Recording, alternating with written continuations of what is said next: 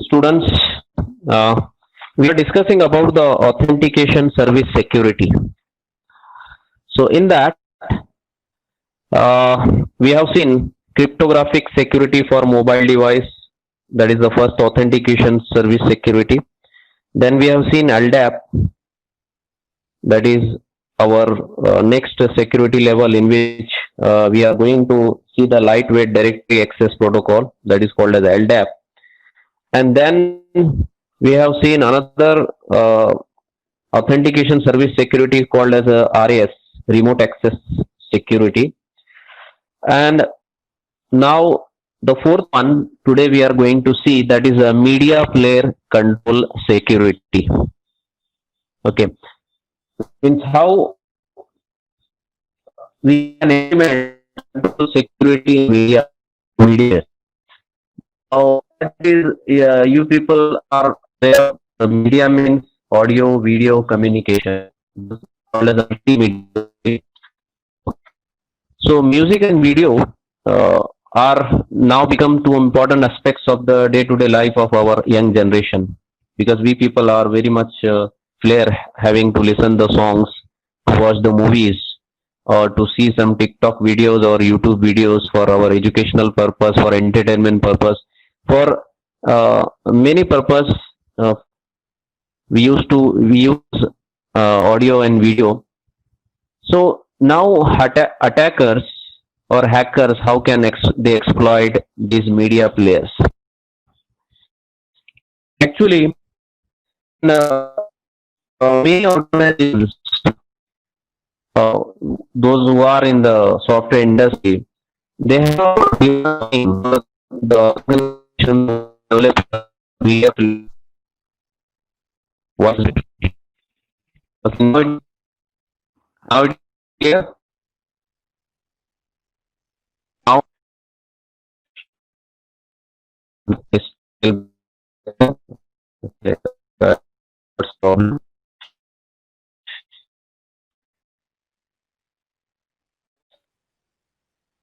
Okay. Aliga audible now?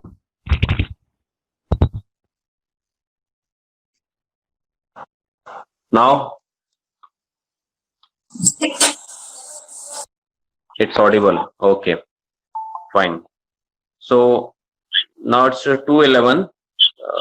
Aliasgar, please put a message on chat for the students that will allow only for last time only I intimated you that for 10 minutes will allow the students, otherwise will not allow to admit.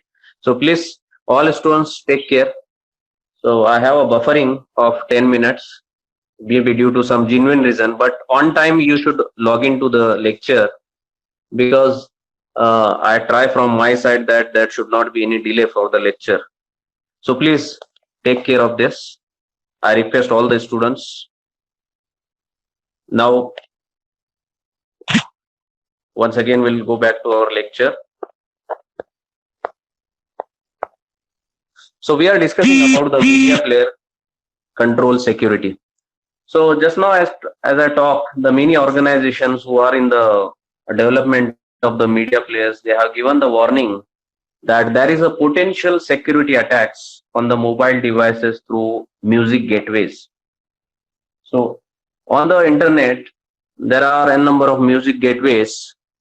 So if you surf or you try to log in or try to use those gateways, then there is a high risk of, there is a potential risk of your mobile phones getting attacked. Now, now why the people have used this media player? Because we have there are millions of mobile users, and they have cheapest internet connections, and from that, majority of the youngsters, they are on the YouTube or they are listening to the songs. So because of this entertainment industry, the attackers try to use these flaws for hacking.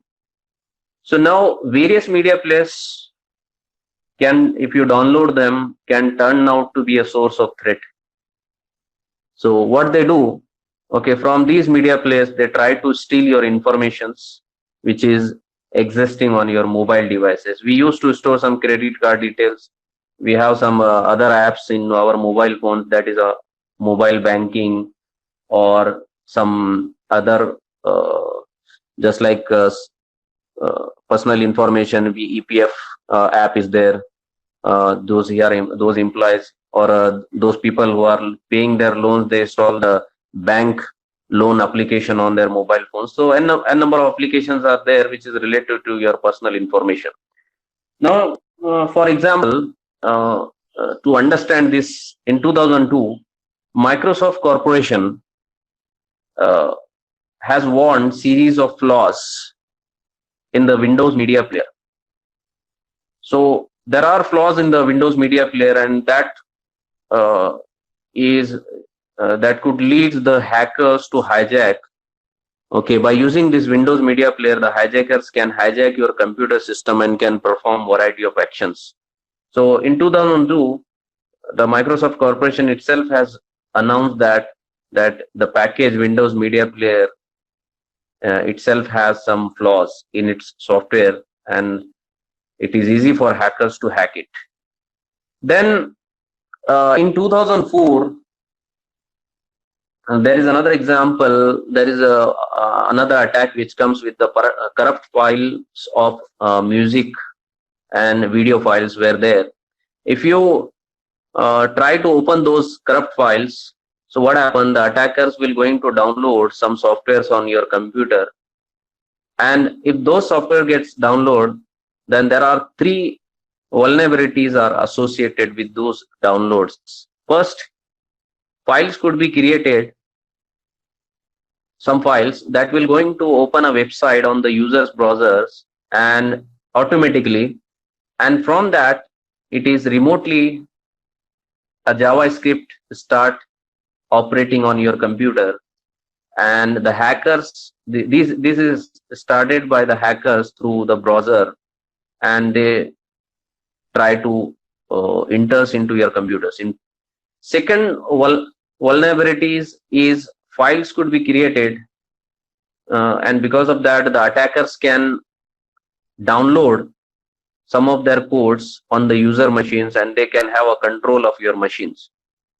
Then some of the media files which are created on your computer computer or mobile phone, that creates, or they can eat your memory, that is called as a buffer overrun.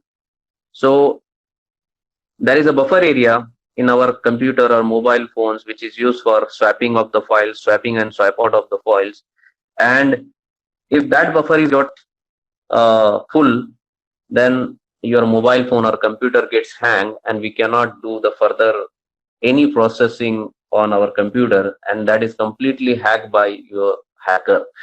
And he tried to do his stuffs on his or her mobile phone. Then fifth, authentication security attack, service security is a networking API security for mobile computing applications. Now, what is a networking API? There are some APIs that is called as an application program interface. Now, maybe this application program interface will give you some, will not give you some understanding. The people who have from the EXTC background or computer background or electronics background, those who have studied some software, they can understand. Maybe for automobile mechanical, I want to put some light on this. API is actually a system call, means the application, if it try to communicate with the system, that is a computer, I'm talking about the computer system. So computer is made up of hardware and software.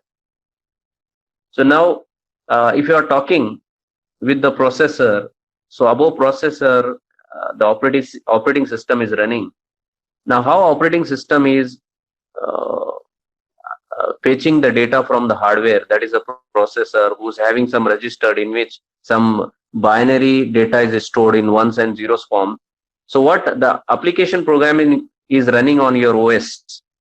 So application programs, by using some APIs, that is called as the system call to the operating system, and operating system gets the data from the hardware on behalf of the application.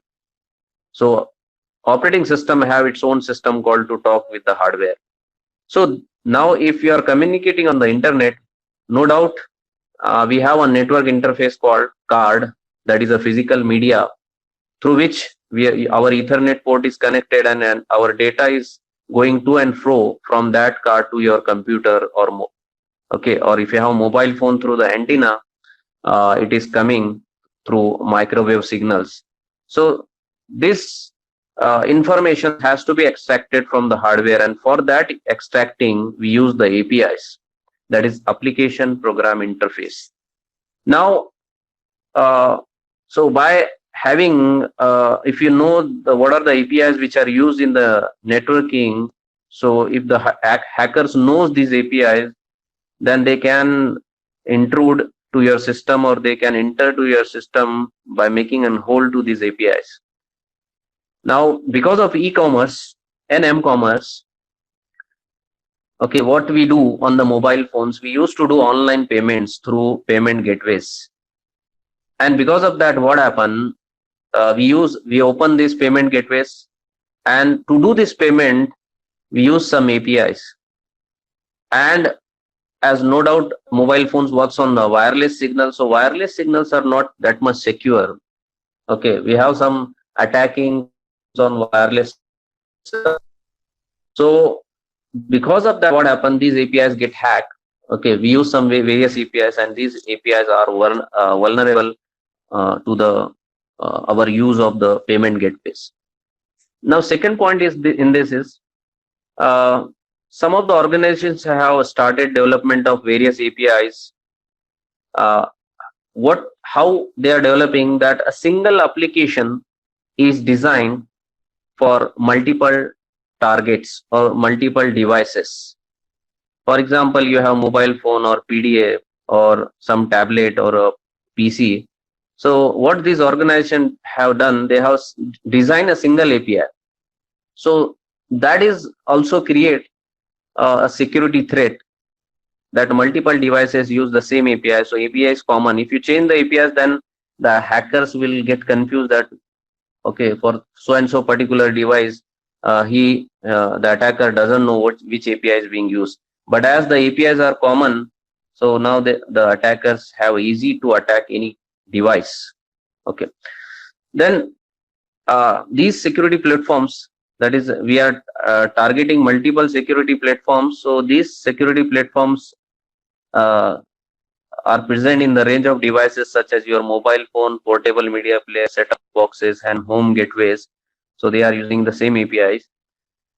Now how attackers can, so this is about our authentication service security, in which the APIs are a threat to our communication on mobile devices. Now next chapter is about we'll see attacks on mobile phones or cell phones. Okay, mobile phones are also called as the cell phones.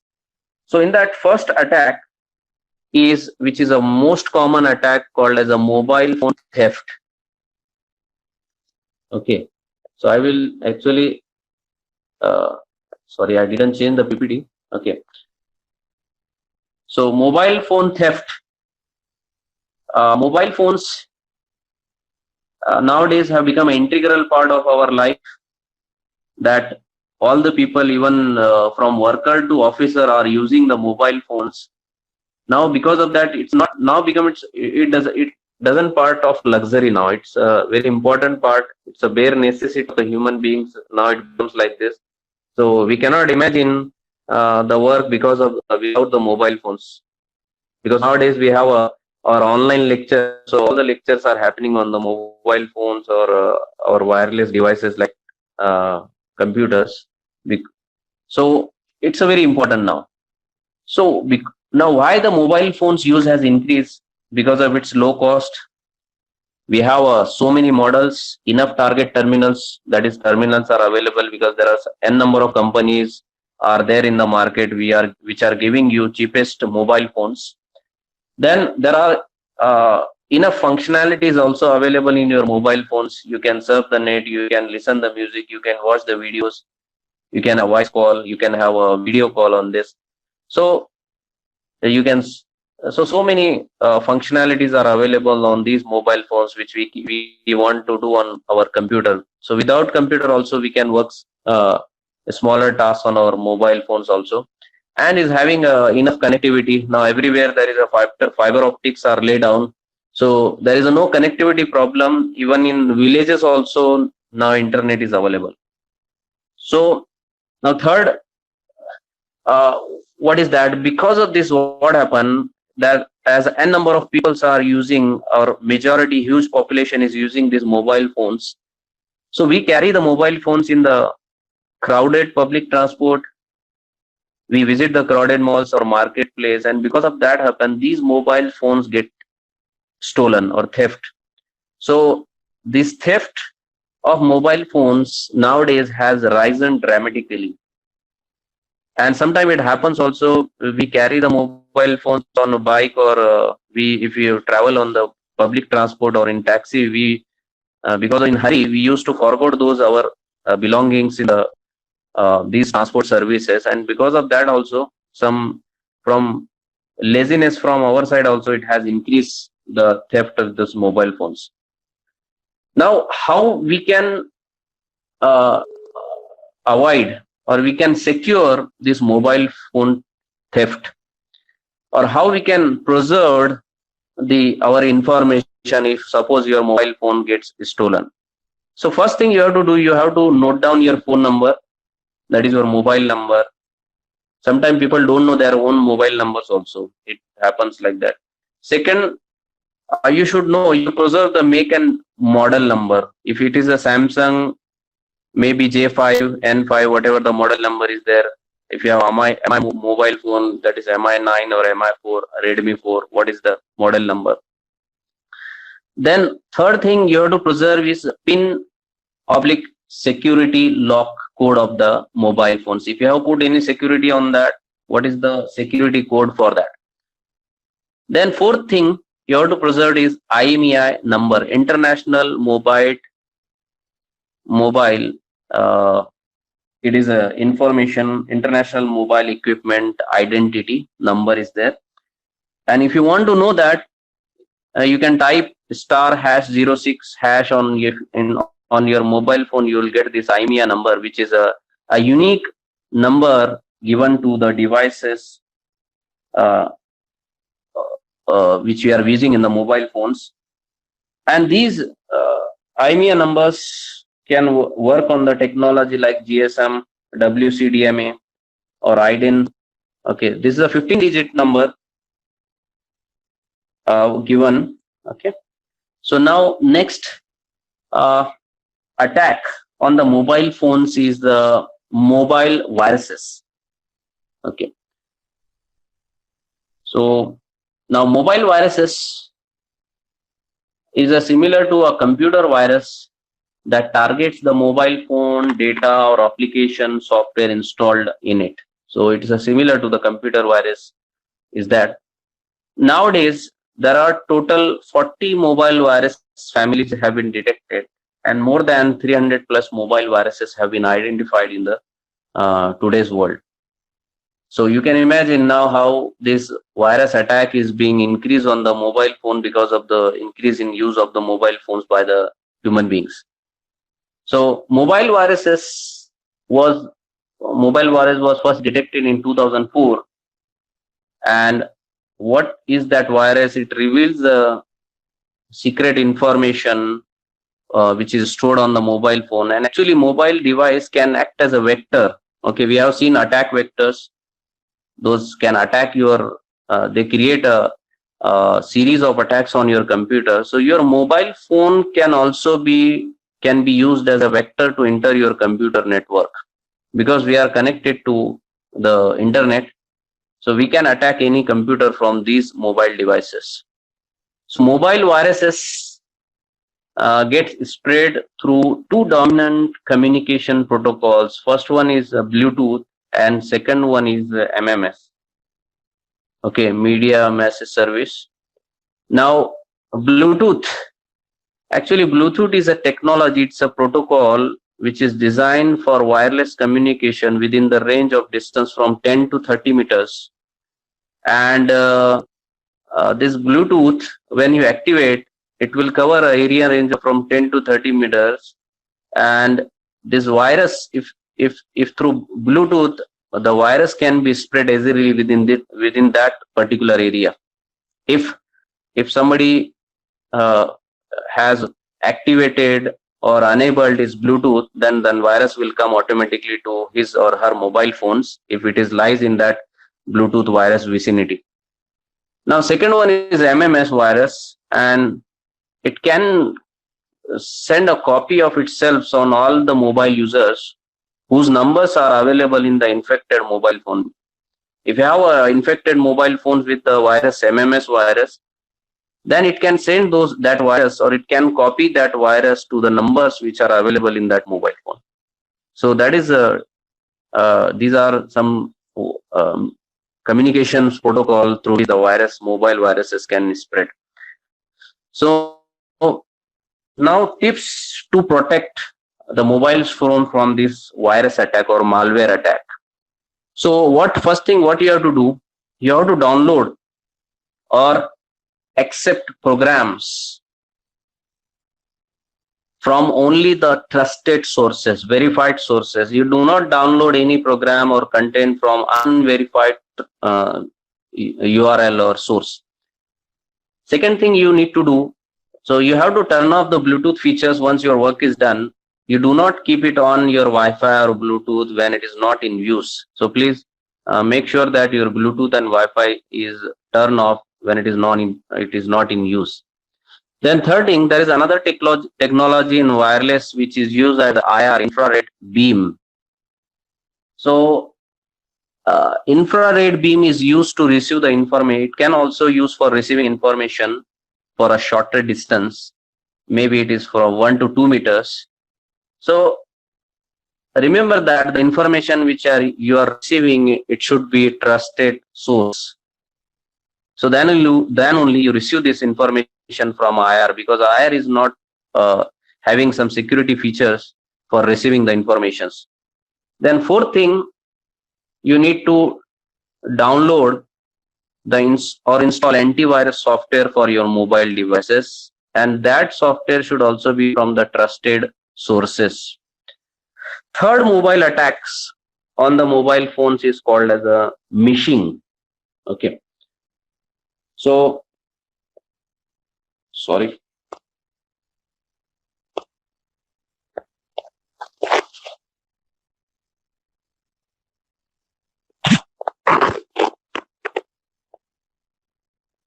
Aliasgar, hello.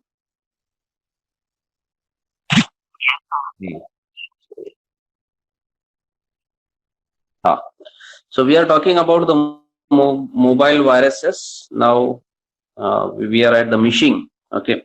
Will you able to see, Aliasgar? PPT? PPT is okay, fine. Phishing is a combination of your mobile phone and phishing attack. So I told you phishing. Phishing is creating a fake website which is similar to or pertain to a legitimate website. And what the customer or the users used to do, it will going to enter its personal information on that website. So now here we are combining these mobile phones and phishing. So we are creating another attack on the mobile phones called as a phishing. So as a mobile technology is used in that, so we have changed it from phishing to phishing. So how we are doing this? Now people used to purchase the goods or services from services. They use the mobile phones. So they are going to log into some of the websites which gets open, or through apps. There are Flipkart app or some Amazon apps are there. So there are some phishing apps are there. As they are going to open on your mobile phone, it becomes a phishing. Or if you want to do some mobile banking, so we use mobile phones for that. So now those apps are not the legitimate apps, and now you can become, or your information is in danger, your personal informations. So because of that, these scams happens. Third thing, what uh, the phishing attackers, what they do, they can call also by calling that I am so and so calling from so and so bank. So please, I want to know these informations for we have opened some. You are our valuable customer, and we want to give you some benefits from our bank sites. So that they use some social engineering to convince the people or persuade the people, and this type of attack is called as a vishing. Okay, wish stands for wise, and ishing stands for phishing. That is the fraud we are doing. So that's why it is called as a vishing. Or if the phishing attackers use the message to send the SMS, short message service, and so that technique is called smishing. Now later on we'll see that what is called as a vishing and what is called as a mishing. So the mishing people, attackers, use this vishing and mishing technology for attacking. Then attackers, what they do, they pretend to be an employee from your bank. They tell like that they are the genuine employee of so and so bank, and ask for your personal details for so many reasons. Or they told you that you have win so and so lottery, or we have chose randomly some of the numbers in your Airtel number or Vodafone numbers has been selected for so and so money. So that is they do some social engineering and try to get some information from calling or by sending the SMS also. Now, how we can, so these are how we can protect ourselves from the phishing attacks, that we should not share our informations, personal information, whether from the call or whether from the SMS. We should not open any untrusted SMSs. So now next part is our which is vishing. Now vishing, just now I explained that, is the criminal practice used by the attackers by doing some social engineering. And over this, what they do, they use change the sorry. Okay, vishing. Okay. Now, vishing is the criminal practice of using social engineering over the telephone system. Okay, the attackers use the telephone system, or they use the VoIP, that is called as a voice over internet protocol, VoIP system, that is internet calling, or mobile IP phones are there. What they do with that, they gain access of the your personal or financial information. They want to ask some questions, and from that they try to get this information. So what they do, how they lure the people, by giving some financial rewards. Then second point in the vishing is that in the vishing, the attackers are usually stealing the credit card numbers or other related data which is related to your employee or your some other your policies are there. So they steal your ID. Okay, ID theft. Some documents are also there on the mobile phones are there. So they steal your ID theft, and from that they can have access to your personal information. Now, what are the vishing attacks are there? Various. So first thing is the ID theft, from where your genuine information, documented information is being theft. Your Aadhaar card, your PAN card, or some other informations are there. Those got hacked and they use for their own purpose. ID theft is there. Second, when the people used to purchase luxury goods and services, they will going to enter their personal information, email ID or password, or their credit card informations on some, or they send these information to the persons who are calling, assuming that they are the genuine customer support people, and they are calling, and we should call them and try to purchase these goods. Now, third is sometime what happen, the people want to transfer some money or funds, so they take the help of some customer care executives to transfer the fund or money, and because of that also your personal informations can get hacked. Then fourth phishing attack is in which the attackers are continuously monitoring bank accounts. Means if any financial transaction happen, or if you deposited suppose some lakhs of money is your account, immediately they will call you and they will give some they will ask for some benefits, that if you do a fixed deposit, or if you buy so and so policies, there are so many benefits in that, like this.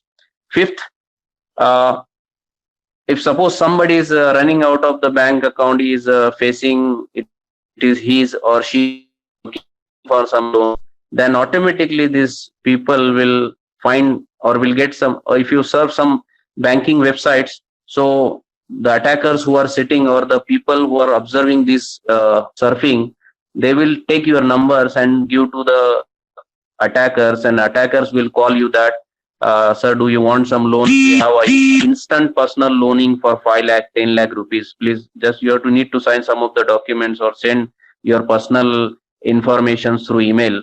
So like this, this phishing attacks happens. Now how phishing people works, attackers works, they use the internet email, they send an email to you and ask for the information. They send a mobile text message also, or they send a voicemail message uh, with a, so that he or she can listen to the voice message and try to find that, okay, this is a very important message came from some bank, a genuine bank. Then maybe they direct phone call, give a phone call to a victim and ask for the personal informations, and by that they start attacking uh, the victim. Now, how the victims' information, how they are getting these informations? They use some automated messages that is calling as a caller ID. Now, sometime if you call any customer care, so maybe it is a genuine or a fraud, we don't know. If you or from a business perspective, not clear, Aliasgar? Hello. Okay. If you call any customer care or bank or for a business purpose for customer care number, what happens? There is an automated caller ID. Press 0. What you want to know? You want to know your bank account details? Do you want to know your balance? Or so by this caller ID, we people don't know or aware that whether that caller ID is coming from the genuine legitimate bank or it is coming from the fraudulent bank, and we people are going to enter some of the credit card details on these or our bank account number on this caller ID, and that information is being stolen. So this happens, this is a way through automated messaging the wishing people get the information, or some of the key pressing which we used to do on our mobile phones while doing some online banking. So from that also these people get the informations. They told the user to enter some user ID and password on the mobile phone by calling, ask them some password or email ID, and through that they get the access of your accounts. Then how to protect from the phishing attack? First one is you should be very much alert. You should be suspicious about all unknown calls. If you get any unknown calls and is asking for your personal information, or they are telling that we are from so and so bank, so you should always be suspicious about these calls. Second, to protect from phishing attack is do not trust on caller IDs, because caller IDs are the best tool of spoofing your account details easily. Third, you always call them back, those have called you and who have asked for final information, and do cross check, okay, or cross verifications from the company that so and so person,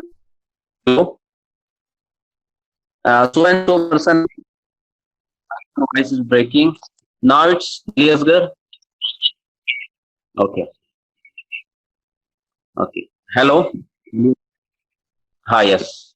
Doubt. Ali Asgar, I will give a time you notice your doubt, and once I complete the PPT, we'll take the doubts from you, please. Okay. Okay.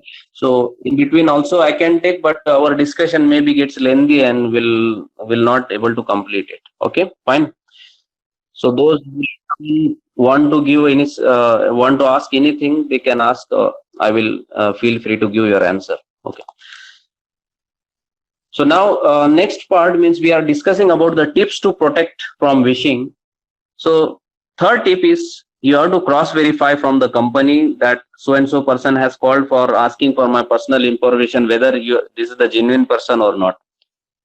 And suppose you got suspicious about these unknown calls, you report these incidents about these phishing calls to the nearest cyber police cell.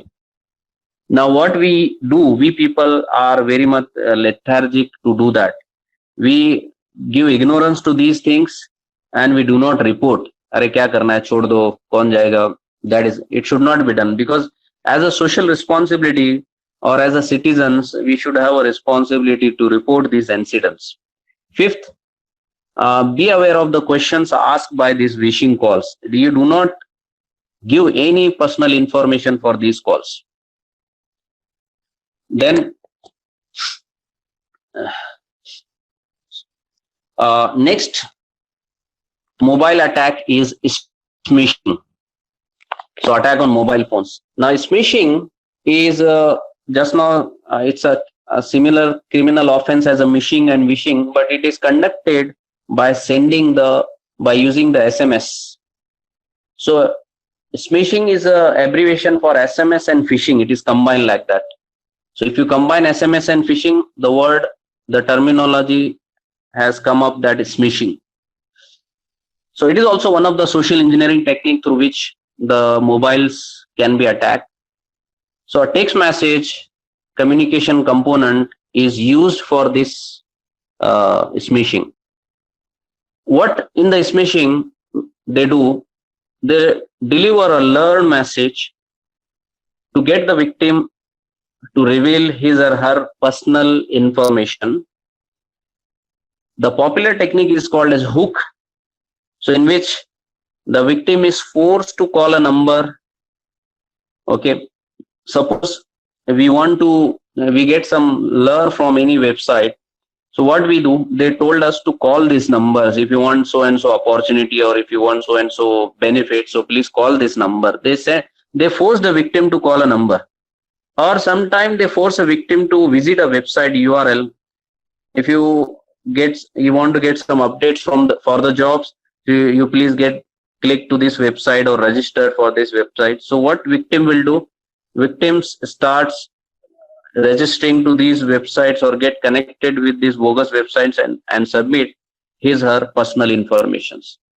Now, how to protect from smishing? Here it is not in the PPT are not mentioned. There are 3 steps in this. When I submit you the PPT, I will mention it.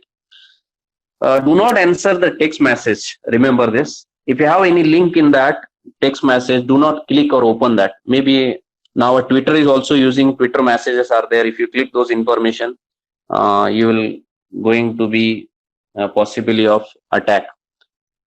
So avoid calling any phone numbers which being received from the messages.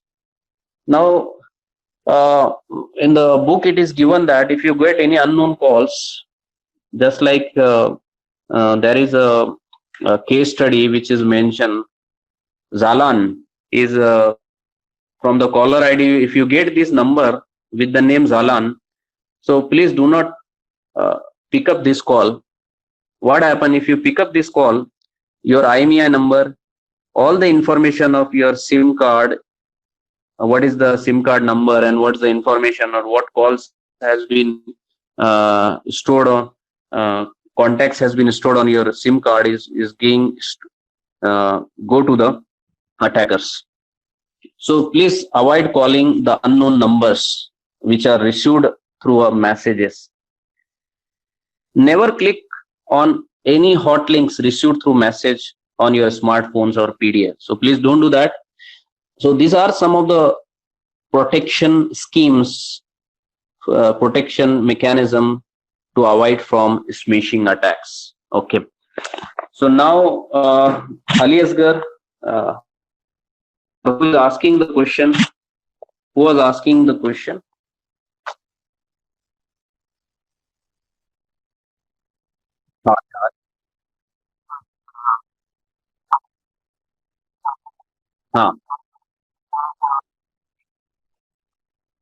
Yeah. No, why wishing is not performed? Actually, how wishing works means first there are other ways also for doing wishing. Actually, in wishing, a person will call direct call.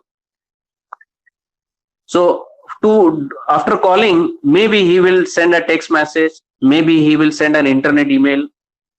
So that can be done to start gathering extra information. Okay, because the people feel hesitation while sharing on mobile phone some of the data, direct calling. So what they do now, instead of giving us on directly, please, I will send a link to you. You can update your information on that link. They tell like that. Correct, Ali Asgar? Yes. So say they do this mechanism, social engineering of attacking. So in that they involve voice text message also. They will going to involve emails also. They will going to involve your voicemail also. They will going to involve this caller ID also. But the major technique they use in phishing is direct call, because we have mentioned V is for voice and phishing, that is voice calling through either VoIP or telephone system. I hope you may get my your answer. Okay. Anybody else?